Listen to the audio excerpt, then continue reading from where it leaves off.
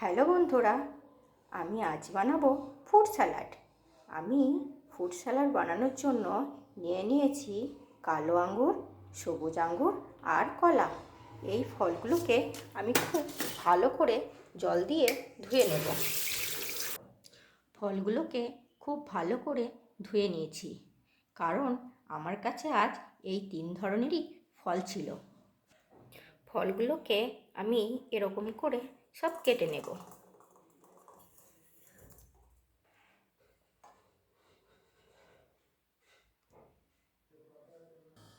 দেখো বন্ধুরা, এর মধ্যে আমি দিয়ে দেব পিঙ্ক সল্ট। সামান্য একটু পিঙ্ক সল্ট দিয়ে এটাকে সুন্দর করে মেখে নেব।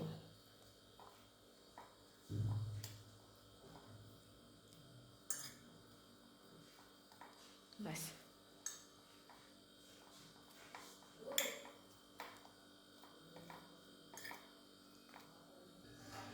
দেখো বন্ধুরা, এটা দেখতেও যতটা সুন্দর হয়েছে, এটা খেতেও কিন্তু ততটাই মজাদার এবং এটা স্বাস্থ্যের পক্ষে খুবই উপকারী।